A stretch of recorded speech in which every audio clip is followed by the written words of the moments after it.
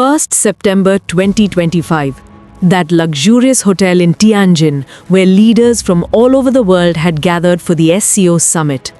Outside, the atmosphere was completely calm, but inside, a fire was smoldering whose heat was about to reach the heart of India.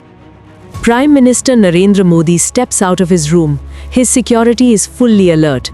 As per protocol, his bulletproof car was standing ready. But then something happened that shocked intelligence experts around the world. Modi ji does move towards his designated car, but suddenly his route is changed. Russian intelligence officers form a strong security circle around him, and in the very next moment, Prime Minister Modi leaves his own car and sits inside Russian President Vladimir Putin's ultra-high security limousine. This was no small matter. A country's prime minister sitting in another country's president's car, such a thing is rarely seen in the history of diplomacy. But the moment the doors of that limousine closed, what began inside was no less than a Hollywood thriller. Both leaders sat inside that closed limousine for a full 10 minutes.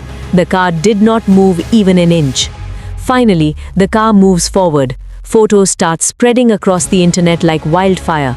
Media channels around the world begin shouting that look how deep the friendship between Modi and Putin is. They are traveling in the same car.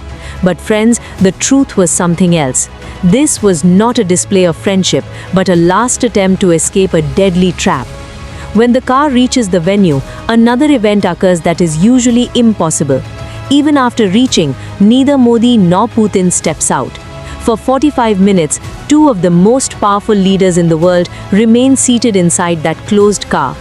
Inside that vehicle, an encrypted line connects on the phone. On the other side was India's National Security Advisor Ajit Doval. Putin's voice comes. Mr. Modi, our agencies have intercepted a very dangerous message among the enemies. Your car was not safe. The threat is right over your head. Modi ji in a calm yet firm voice asks, Doval Sahab, what is the report? What exactly is happening there? Doval replies, Prime Minister, the enemy has dared to put his hand in the lion's mouth. The threat is not at the SCO Summit. The threat is sitting in our neighborhood. A major assassination plot has been intercepted, and its links directly connect to the CIA. Hearing this, silence fills the car. The CIA, the most powerful intelligence agency in the world, was attempting to target India's Prime Minister. To understand the roots of this conspiracy, we have to go back a little. To the morning of 27 August 2025, when an unusual activity was observed in Dhaka, Bangladesh. In a luxurious 5-star Western hotel in Dhaka, a 50-year-old man checks in. He had 3 large suitcases. His name was Terence. He looked like an ordinary American businessman. He told the hotel staff he was there for a business trip. But the truth was something else. Terence was not a businessman. He was a highly dangerous and experienced covert operative of the CIA. He had not come for any business deal. He had come to execute a conspiracy that could shake the map of the world. Those 3 suitcases did not contain business samples. They were filled with high-tech electronics, encrypted communication devices, weapons that could blend in crowds, and secret blueprints. Terence's job was to establish a command center. From there, he was going to direct a sniper team or hit squad already positioned around the SCO Summit. Terence sat coiled like a snake, waiting for his prey.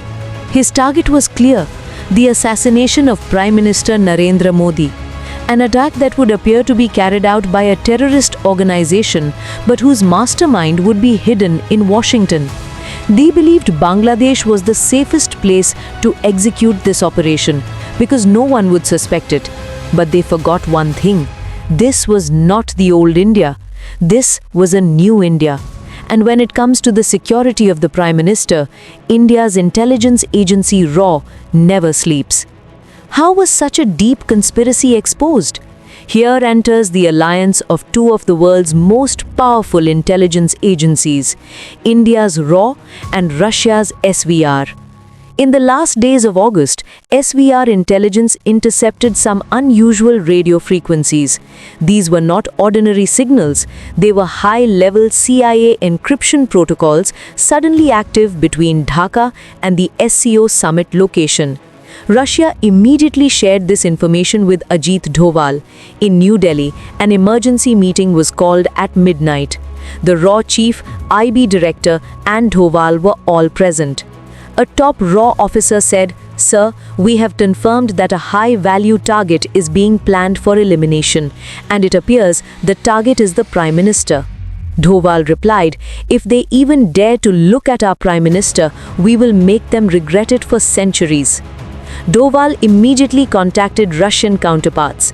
That is why, on the night of 1st September, Modi ji was stopped from entering his designated car. RAW and SVR together created a master plan to break this deadly trap. They knew the attack would only happen when Terence gave the command from Dhaka. If Terence's connection was cut, the entire operation would collapse like a house of cards. And then began Operation Silent Takedown. 1st September 2025, Dhaka, that five-star hotel. Terence was in his room making final preparations. He held a glass of whiskey, about to celebrate his victory. But suddenly, the game changed. The way Terence died was so silent and precise that no one even got a hint of it. A chemical was mixed into his whiskey, one that shuts down the human nervous system in seconds.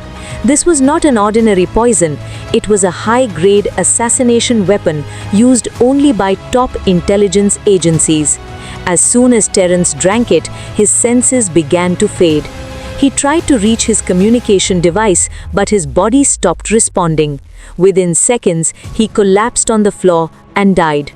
Without a sound, without a bullet, the agent of the world's biggest superpower was eliminated in his own trap.